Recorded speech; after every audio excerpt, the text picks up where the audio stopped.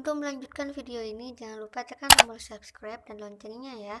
Semoga bermanfaat.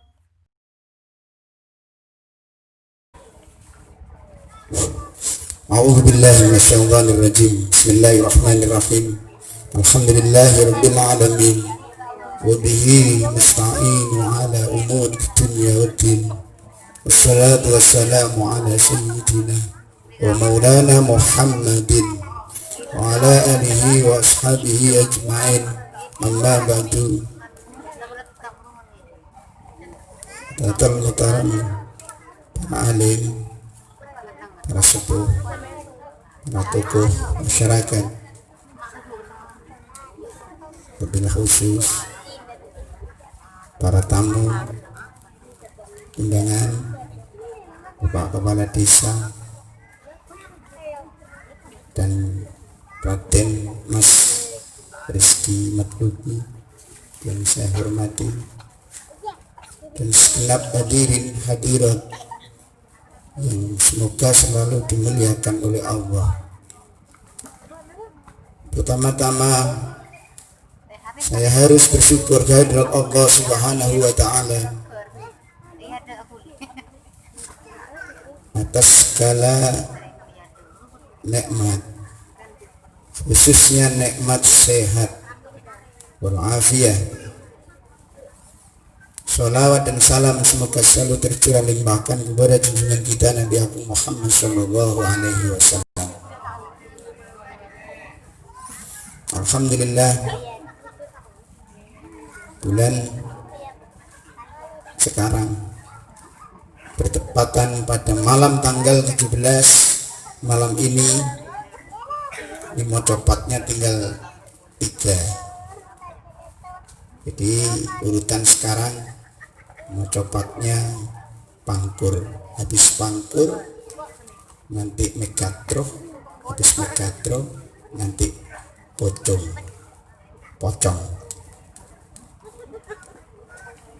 Setelah kita ngaji bab derma, kalau bulan kemarin derma dituntut untuk mendermakan apa yang kita punya, baik itu harta, tenaga, pikiran. Di masa-masa Durmo kemarin masa umur 40 tahun ke atas. Nah, sekarang pangkur, fase pangkur ini menginjak masa orang umur 50. Jadi sudah hampir habis, baterainya sudah low batt.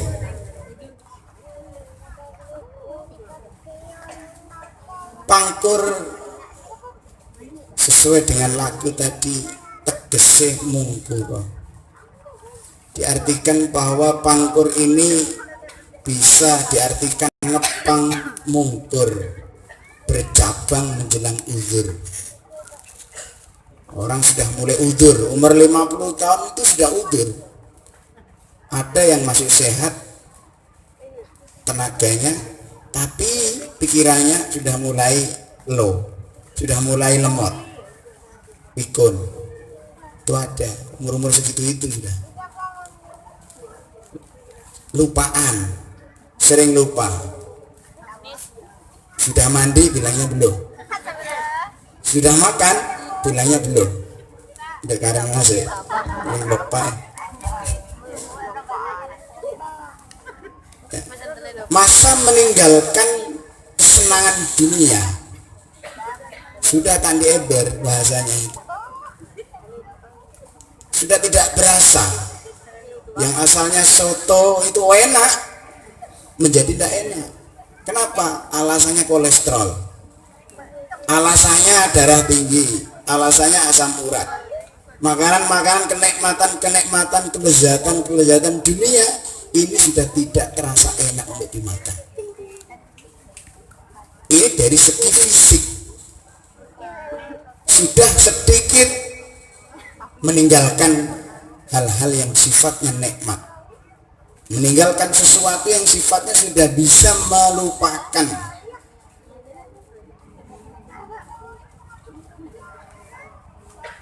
hal yang bisa menjadikan lupa kepada Gusti Allah. Jadi artinya pangkur ini mengajarkan ajarannya, mengajak manusia untuk tidak terus-menerus larut dalam memikirkan urusan dunia tok, urusan keduniawian, urusan bab keenaan, kekayaan, kebendaan, kemewahan. Ini harus sedikit dijauhi. Ada saat-saat dimana orang ini malah justru ya tidak boleh memikirkan kenikmatan kehidupan dunia yang fana, dunia yang hanya sementara ini. Tapi umur 50 ini sudah seharusnya orang-orang di masa-masa ini untuk menatap masa depan. Masa depan ya kuburan. Jadi kalau orang berpikir masa depan pasti kuburan. Kenapa? Karena masa depan orang pasti mati. Semakin maju ke depan maka semakin dekat dengan kuburan.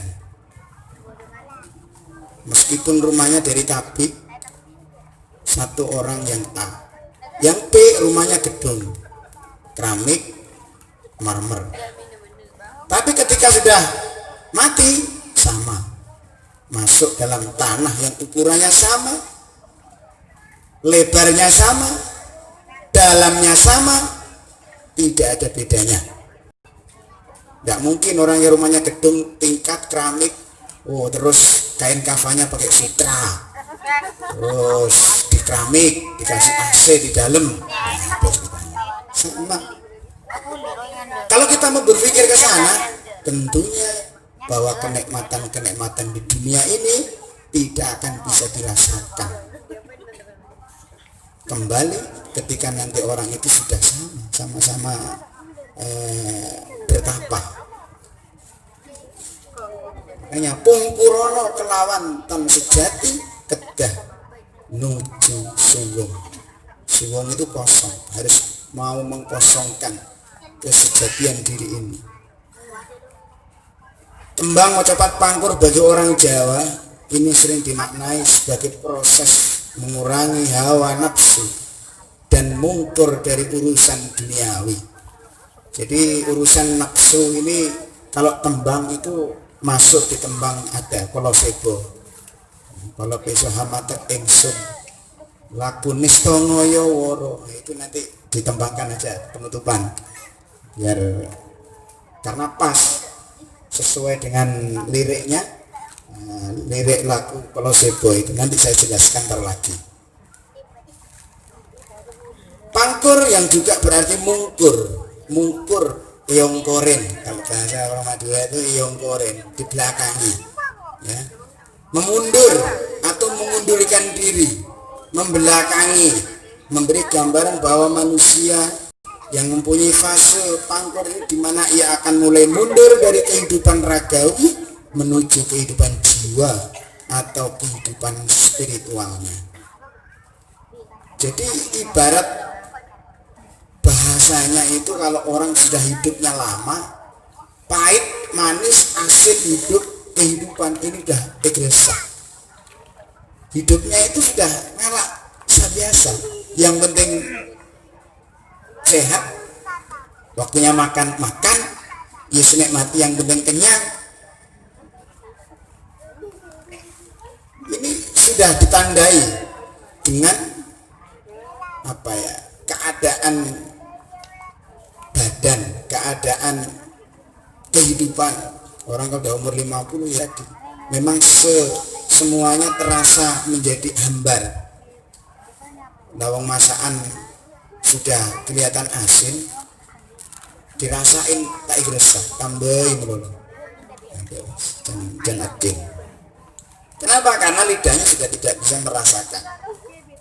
Bukan faktor apa, tapi faktor penuaan, monopos, faktor yang sudah orang itu seharusnya sudah meninggalkan kenikmatan dunia. Mumpung jenengan masih muda-muda, ya dipuas-puaskan hidupnya.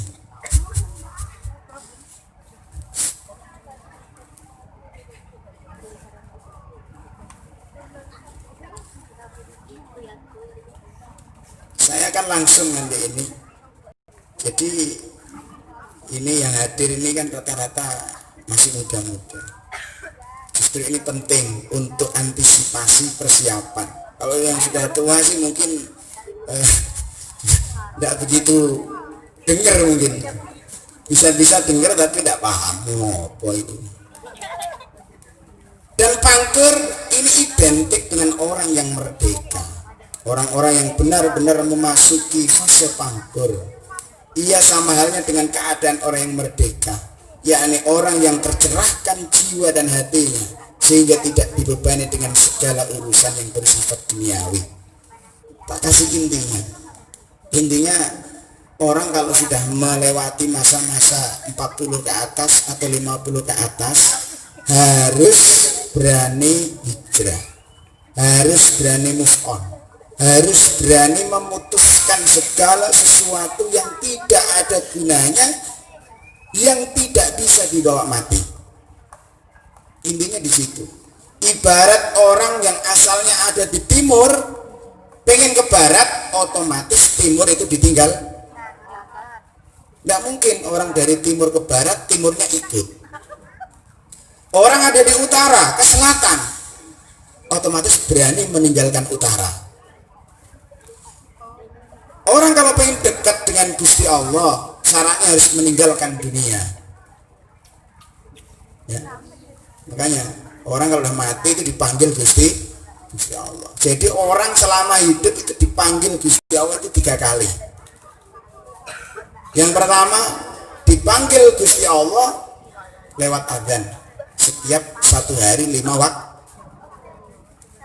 Kedua kalinya dipanggil Gusti Allah untuk menjalankan rukun Islam yang kelima, yaitu labbaik Allah, ibadah haji. Yang ketiga dipanggil Gusti Allah untuk masuk kuburan.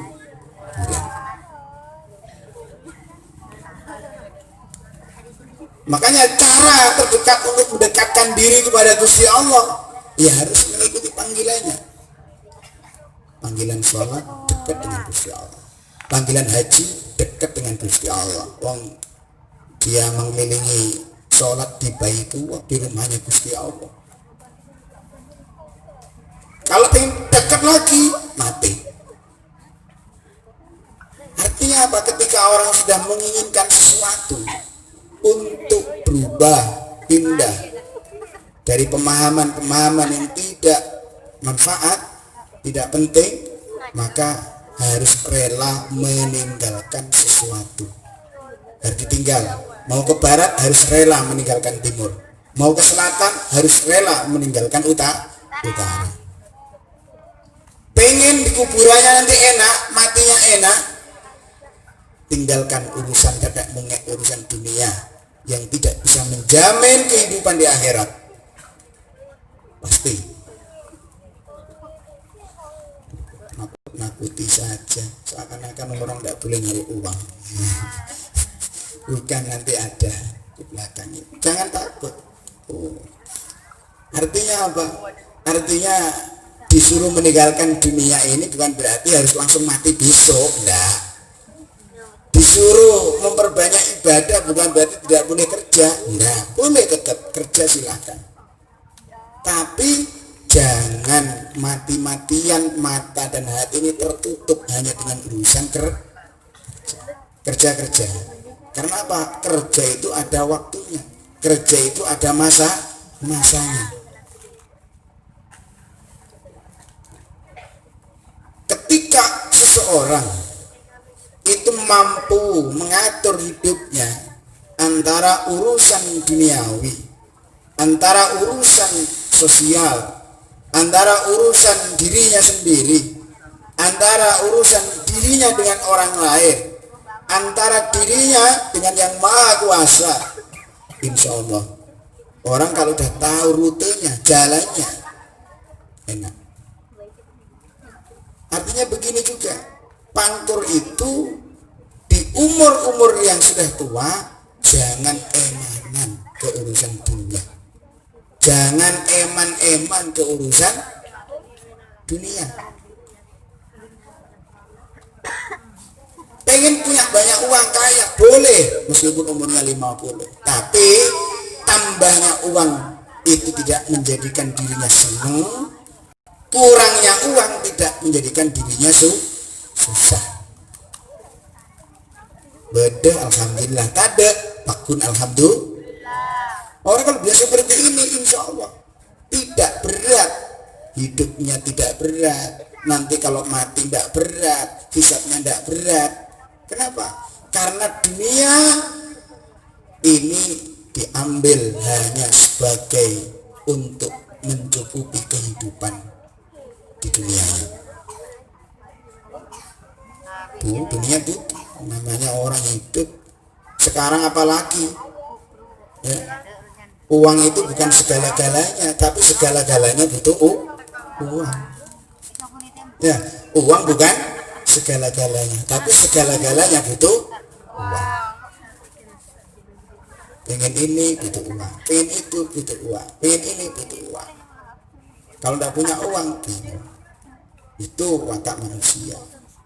Tapi tidak apa-apa, boleh ya, begitu itu hidup, daripada nipu. Enggak.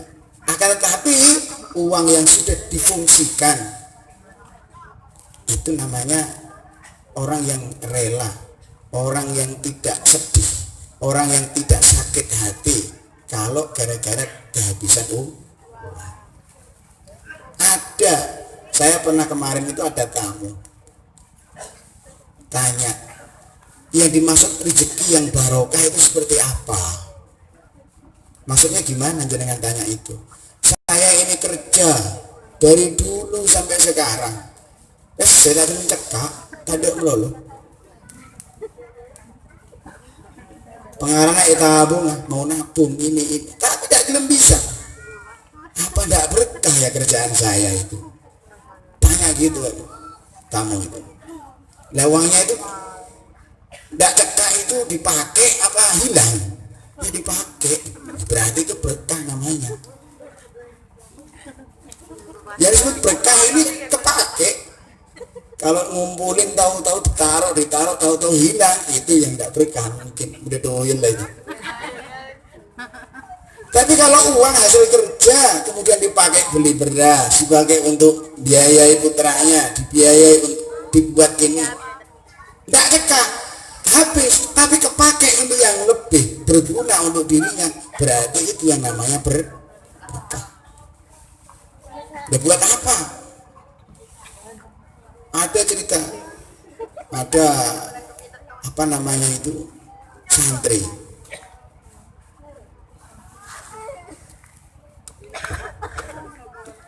kehabisan sangu, nelpon ke orang tuanya kalau sangunya habis. Orang tuanya marah-marah.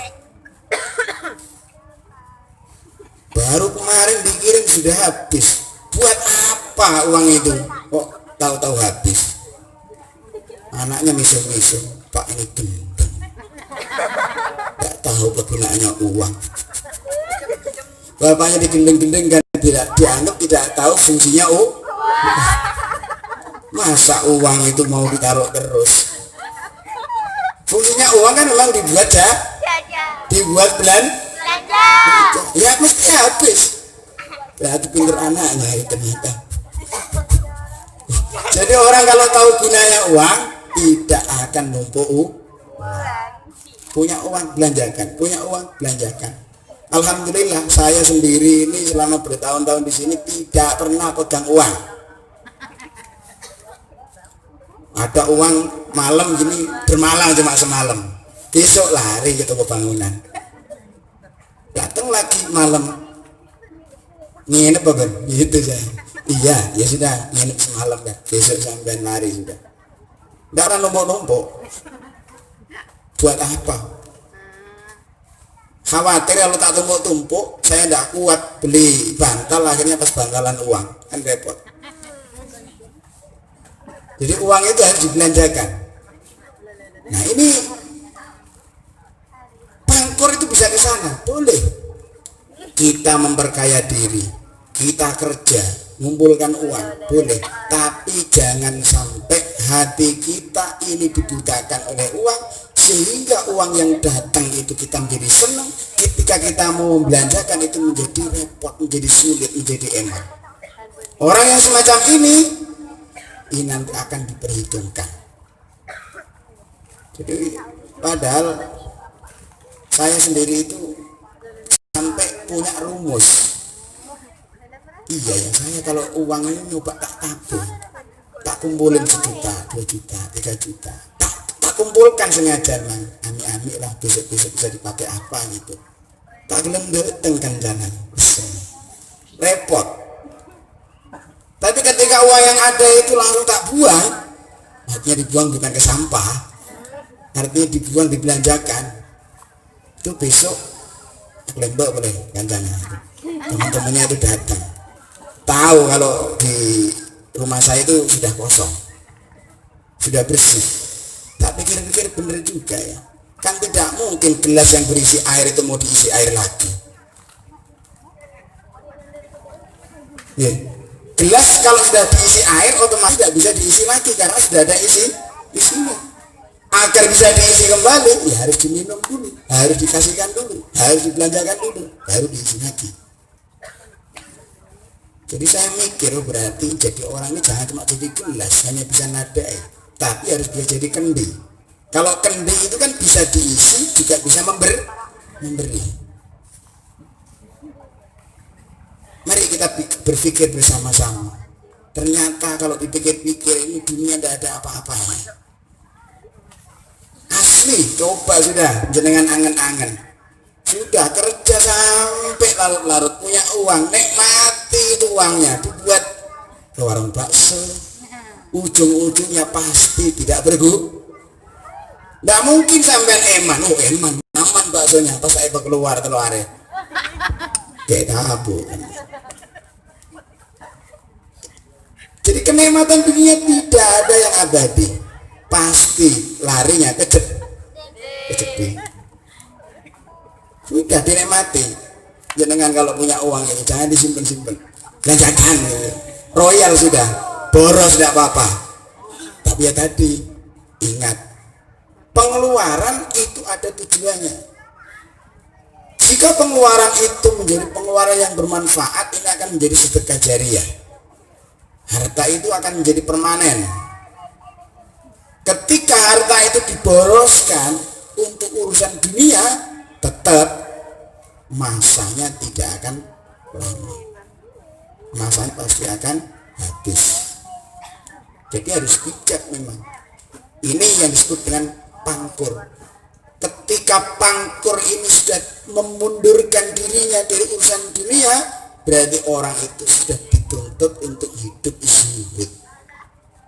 Zuhud kalau dalam ilmu tasawuf itu ajarannya adalah benci terhadap dunia, tak senang ke dunia. Tapi selama masih hidup tetap butuh dunia. Ada pepatah tasawuf mengatakan bahwa harta dunia ini tidak bisa dibawa mati. Tapi saya tulis di belakang ini bahwa ternyata harta itu bisa dibawa mati. Jadi jangan salah paham. Kalau asalnya pemahaman harta tidak bisa dibawa mati itu nakut-nakuti orang, sekarang ternyata harta itu bisa dibawa mati. Caranya gimana? Caranya harta yang kita miliki, kekayaan yang kita punya, sudah jadikan sedekah jariah. Sumbangkan ke masjid, sumbangkan ke pondok. Enggak, saya tidak minta. Kalau dikasih ya tangan dua saya masih siap nampung. Sekalian doakan, insya Allah pada bulan ini asrama putri ini selesai. Amin. Paling besok sudah dipasang atapnya, besoknya lagi ngedap lagi itu. Tidak apa-apa, itu insya Allah masih butuh itu sekitar 50 sampai 100 juta. Iuran 2 jutaan cukup. Lu buat apa daripada uang larinya ke cetin? Ini pangkur. Udah, ini saya ngasih pangkur bukan ngajak jenengan untuk buang uangnya ke pondok. Artinya apa? Ini menyampaikan bahwa kita hidup ternyata pas. Kalau dilihat-lihat ternyata enakan orang yang pas-pasan itu. Yang penting tiap hari bisa makan, besok kerja lagi dapat lagi bisa makan, itu lebih enak ternyata. Wong ada ceritanya, ini saya masuk, saya langsung aja soalnya insya Allah setelah saya ini akan diisi oleh Mas Raden ini ya. Jadi saya singkat saja, inilah menangnya saya karena sudah punya buku, dibagikan bukunya, sudah pegang-pegang buku sendiri-sendiri biar bisa dibaca sendiri-sendiri. Jadi menang, saya tidak perlu panjang lebar jelaskan. Refleksi Pangkur halaman 35. Bekerja terus-menerus dan begitu fokus dengan target terkadang dapat membuatmu lupa pada tujuan awal kamu bekerja. Jadi cobalah untuk kembali mengingat tujuanmu bekerja. Apakah untuk menabung, untuk memenuhi kebutuhan sehari-hari, atau untuk terus mengembangkan karirmu dan menjabat di posisi tertentu. Ingat, rezeki itu sudah punya alur, sudah punya jalannya. Kalau seandainya rezeki itu diukur dari kerja keras, maka kuli bangunan pasti orang yang paling kaya. Lo kerja keras dia, banting tulang sampai tulangnya hancur. Tapi nyatanya tidak kaya kan? Jadi itu bukan ukurannya. Seharusnya paling kaya karena dia kerja keras betul. Jika rezeki itu ditentukan dari waktu kerja, maka warung kopi yang 24 jam pasti lebih kaya, bisa ngalah-ngalahin KFC, McDonald, bebek. Iya, 24 jam dia mukanya, seharusnya kaya. Tapi tidak. Jika rezeki itu memang hanya miliknya orang-orang pintar saja, maka dosen yang gelarnya panjang sekali, profesor, dokter, S1, S2, S3, 4, 5, 6, 7, 8, 9, 10, 12, panjang sekali. Tentunya orang yang paling kaya. Jika rezeki itu memang miliknya orang pintar, nyatanya tidak.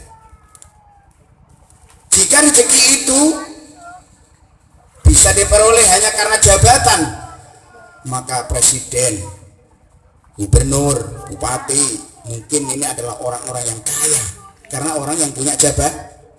Ternyata tidak, biasa saja. Kenapa? Karena rezeki itu bukan ditentukan kerjaan, rezeki itu tidak ditentukan waktunya kerja, rezeki itu tidak ditentukan dari kepandaian orang, rezeki itu tidak ditentukan dari jabatan orang, tapi rezeki itu karena kasih sayangnya Gusti Allah. Mengejar rezeki jangan mengejar jumlahnya, tapi mengejar berkahnya. Kalau mengejar jumlah, ibarat orang itu hitung-hitungan. Ketika orang terus ngitung-ngitung hartanya, maka dia tidak akan pernah dapat jumlahnya. Orang kalau pengen dapat jumlah harus berhenti menghitung. Kalau berhenti ngitung, ya langsung ketemu jumlahnya. Kalau ngitung terus, tidak berhenti, ya tidak akan ketemu jumlah. Namanya ngitung ya. Kalau pengen ketemu jumlah, harus berhenti menghitung. Jadi jangan perhitungan. Meskipun lari, rezekimu akan tetap mengejarmu. Ini ada hadis, kalaulah anak Adam lari dari rezekinya, orang itu tanda ke rezeki, lari dari rezekinya, tapi lari ini menuju pada perintahnya Allah, sebagaimana ia lari dari kematian, niscaya rezekinya akan mengejarnya sebagaimana kematian itu akan mengejarnya. Miskin, kaya, ini sudah ada yang ngatur. Ada sahabatnya Kanjeng Nabi namanya Abdurrahman bin Auf, ini selalu gagal jadi orang miskin. Pengen jadi orang miskin itu gagal. Dirinya itu sudah bosan jadi orang kaya, pengennya jadi orang miskin. Ini ada kisah bahwasanya Abdurrahman bin Auf ini punya investasi. Investasinya ini membeli kurma busuk. Dari apa asalnya? Rasulullah Muhammad SAW ini bersabda, bilang ke Abdurrahman, Abdurrahman, kamu nanti adalah orang yang akan masuk surga terakhir. Kaget Abdurrahman, loh kok bisa jadi Nabi? Iya, kamu kan orang yang kaya. Orang kaya itu nanti hisabnya lama. Rezekinya yang ini, uang ini pakai untuk apa, uang ini pakai untuk apa, kemana saja, dibuat apa saja, dari mana saja, dihitung-hitung. Saking lamanya, saking kayanya, hitungnya juga lama, sehingga dicap sama Kanjeng Nabi masuk surga terakhir. Maka mendengar ini, Abdurrahman bin Auf berpikir keras, gimana caranya kembali jadi orang miskin. Kok masuk surga terakhir. Akhirnya mikir, gimana caranya saya jadi miskin itu gimana? Kalau sekarang kan kebalikannya, gimana caranya saya bisa jadi kaya? Ini Abdurrahman bin Auf mikir gimana caranya jadi orang miskin. Koropan ada. Kalau saya bisa miskin, berarti saya bisa masuk surga dengan cepat.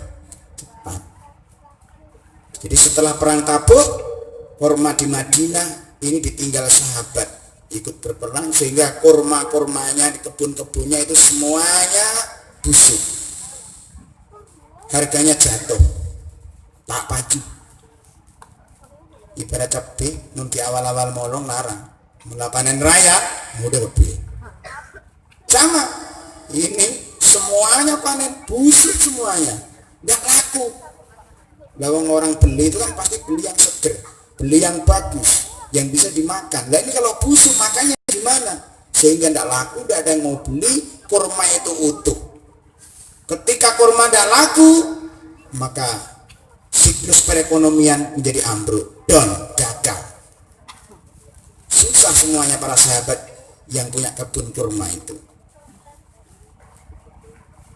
Akhirnya ini dijadikan kesempatan oleh Abdurrahman bin Auf, sehingga semua hartanya Abdurrahman bin Auf ini dibelikan semua kurma yang busuk, diborong semua seadanya kurma yang busuk tadi, diborong sama Abdurrahman bin Auf. Semuanya bersyukur sahabat-sahabat karena ternyata kurmanya inilah laku, dibeli sama Abdurrahman bin Auf. Akhirnya Abdurrahman bin Auf ini gembira sekali, gara-gara uangnya habis, dia sudah jatuh miskin. Alhamdulillah, kadek datang mesin. Cek senangnya saya. Akhirnya saya jadi miskin kembali. Sudah syukur. Tidak lama kemudian, jarak 1 hari, kurma itu setelah dibeli belum dimusnahkan. Oh ternyata ada utusan.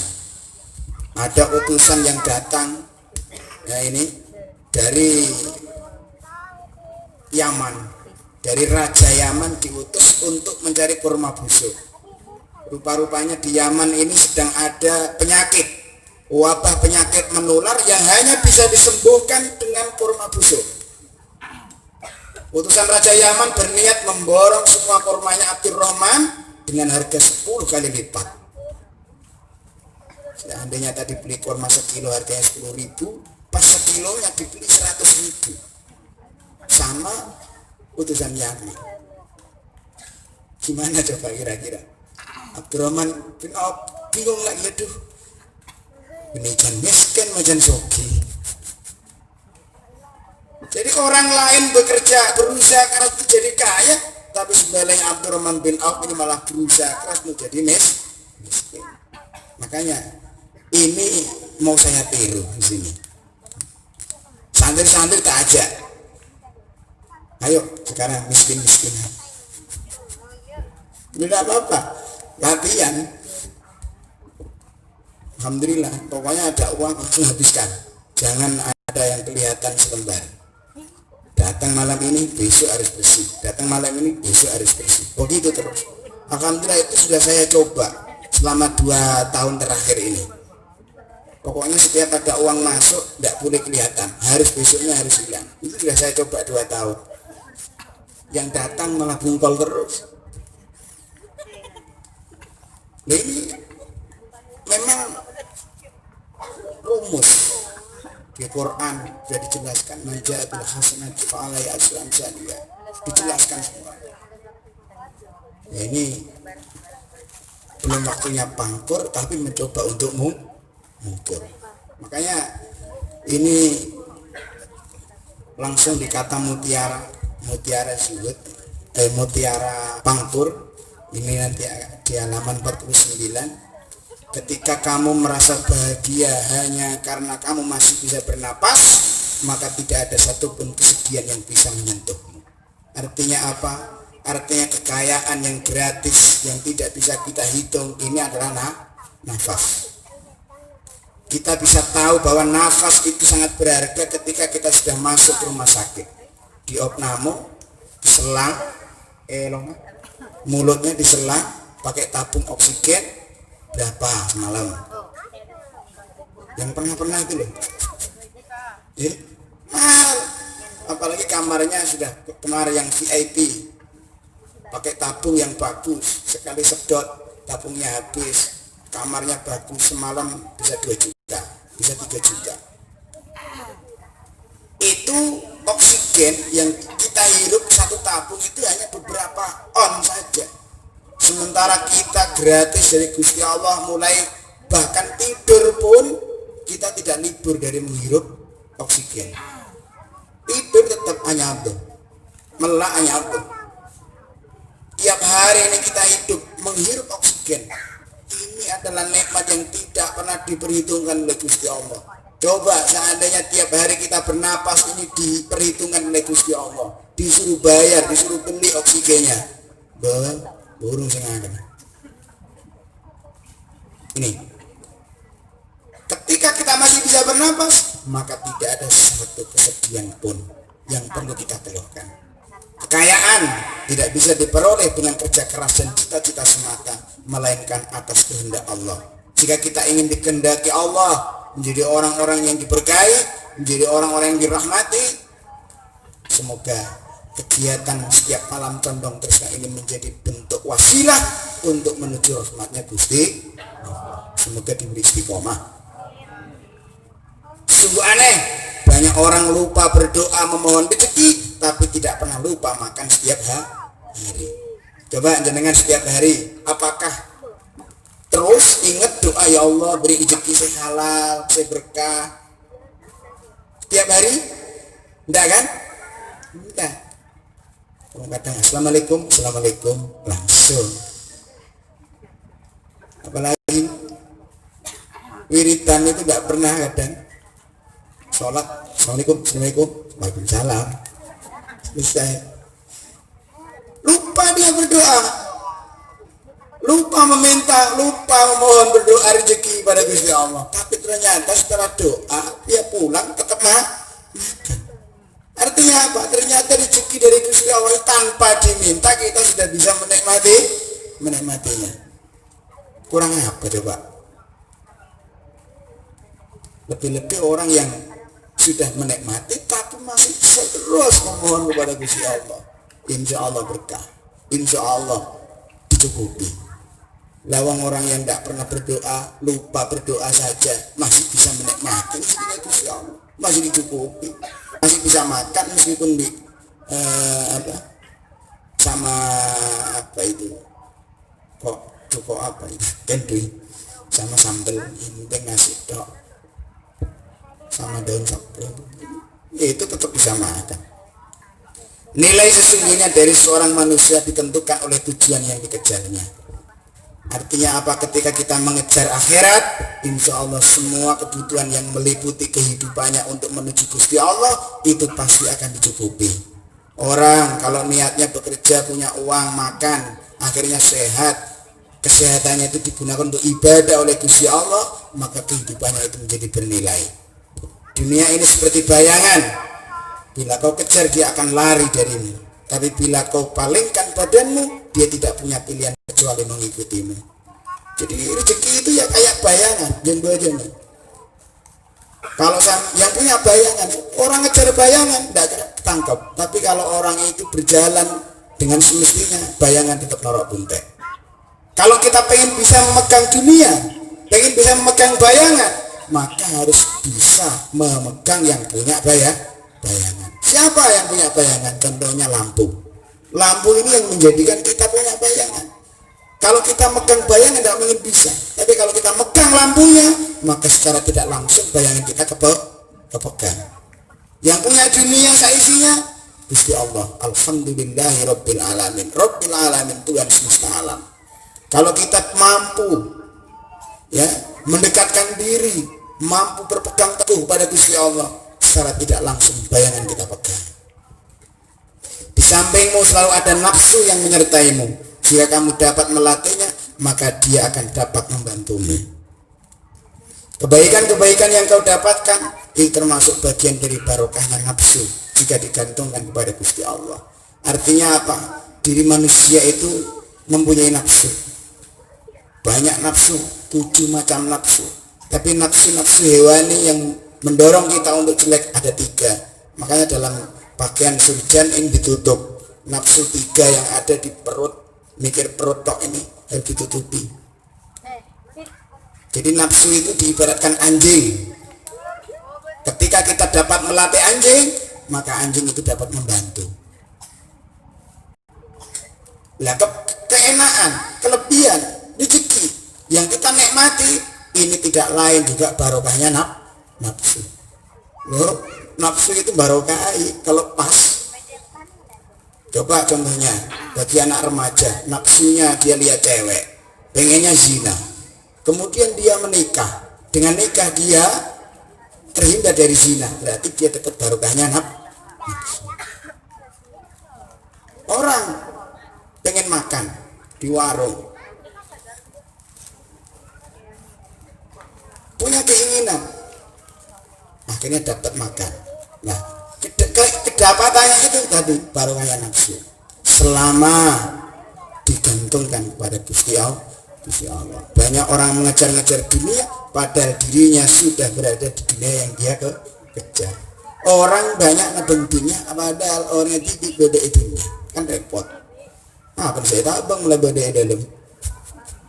Kecuali orang yang ada di planet Mars ngejar dunia pantas. Lah orang itu ada di dunia masih ngejar dunia, dia mati.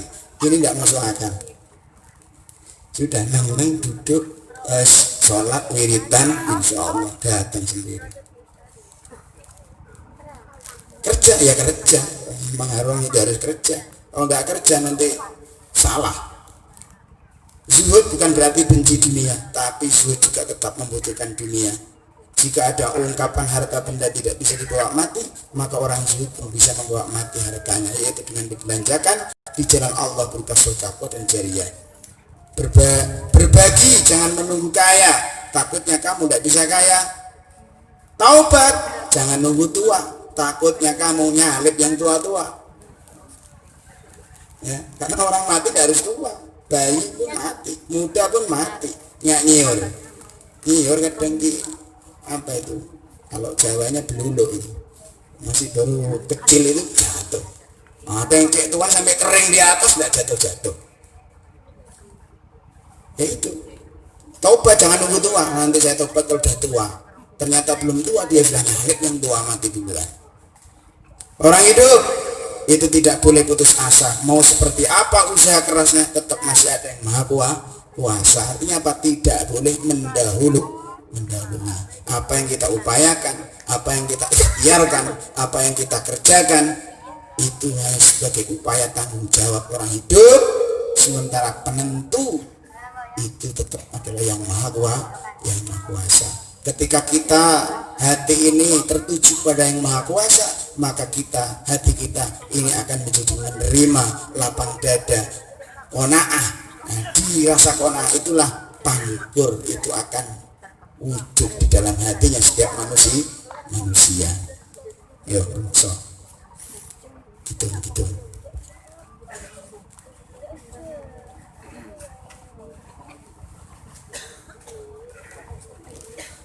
ya rumeksa ingsun laku nista mayawara. Artinya kita harus menjaga diri kita dari kenistaan angkara murkaan mekak hawa. Kita harus menjaga hawa nafsu kita, ngatur melatih hawa kang dur angkara. Artinya hawa nafsu yang sangat angkara, menginginkan semuanya. Senadyan setan gentayangan tansah gawe rubeda hingga pupusing jaman. Setan itu pasti mengganggu, mempengaruhi manusia. Bagaimana manusia ini tersesat di jalannya sampai kiamat nanti. Setan tidak akan pernah putus, tidak akan pernah berhenti untuk mengganggu orang-orang yang beriman. Sehingga si hamatak ingsun nyirep demi wisa murka ma perhatianing panca saben ulesan mitra. Jadi kita harus bisa ya mempunyai hamatak, harus mencegah, harus mampu mematikan nafsu kita, kemurkaan kita dari setiap penglihatan dan lain sebagainya. Saben ulesan mitra tinambaran sekawalasan ingkang paring kamulyan sang yang jadi pangeran. Kita tetap masih akan dapat belas kasih Gusti Allah yang memberi kemuliaan, yaitu yang maha kuasa. Dan dilakukan saja. Kalau gimana semua panjang ini. Rumeksa ingsun laku nista mayawara kelawan mekah hawa kang dur angkara. Senajan setan gentayangan tansah gawe rubeda hingga pupusing jalan. Habatek ingsun nyirep demi wisa murka marhardening panca saben ulesin mitra. Inambaran sekawanasan ingkang paring kamulyan sang yang jati pangeran.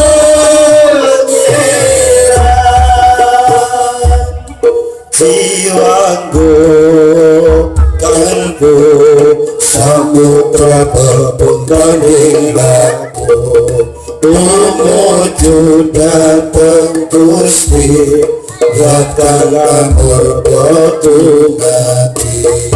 Manunggaling kaula Gusti renteng ati bakal tumati. Uti ingsun tanpa pirani sumba biar ing sukma madu sarining pelita maneka warna prada balun praja sampurna senggala tica muksa kala pendunya tasirna yang rasa marika ukiya dan setia pusaka karima sada yeti dadi mustika sajening jiwa raga bejo mulya wastita dikaya balaksana ya mancing sikra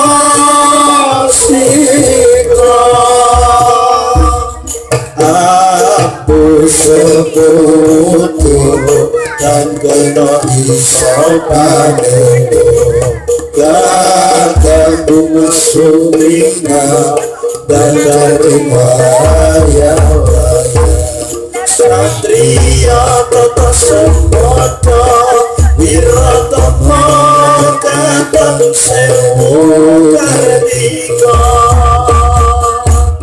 kadang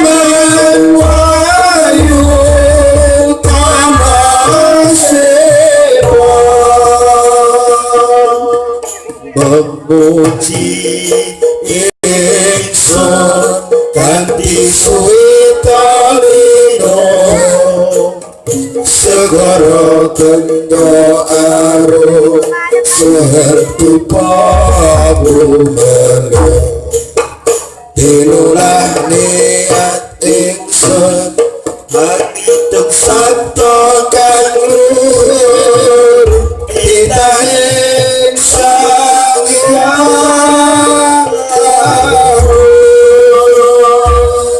Rebesik tresno tanda luhing nitra rasa rasa-rasane hati kadya tirta kang suci Awastara Japa Putra kondang dadi pepadang padang sang hyang oh Dewa Jawata kali sandika bawana prasida sikikara ing sasana asmaralaya Sri Narendra Kala Sepa Wini Sudaya Ketana dan Kingseng Sewu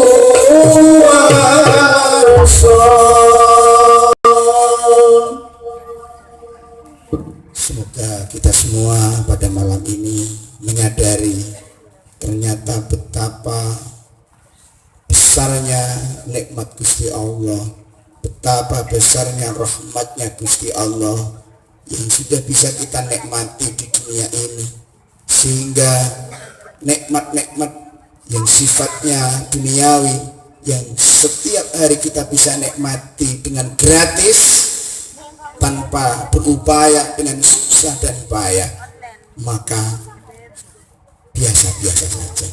Jangan terlalu dipikir, jangan terlalu dieman-eman, karena itu gratis dari Gusti Allah. Sebenarnya kita dituntut kembali untuk bagaimana menyambung rasa diri kita. Kita menjadi sadar diri atas kehidupan kita kepada Sang Hyang Maha Agung, yaitu Gusti Allah. Semoga kita semua pada malam ini diberi ilmu yang utuh, diberi ilmu kesadaran tentang jiwa kita, agar kita semuanya bisa bersyukur pada Gusti Allah dan mempersiapkan diri, siap untuk mempersiapkan diri di masa-masa mendatang, yaitu kehidupan akhirat yang jauh lebih abadi. Amin Allahumma amin. Mungkin ini yang bisa saya sampaikan, akan dilanjutkan nanti ditambah sedikit sekaligus pengenalan dari saya, dan lebih dan kurangnya mohon maaf yang sebesar-besarnya. Billahi taufiq.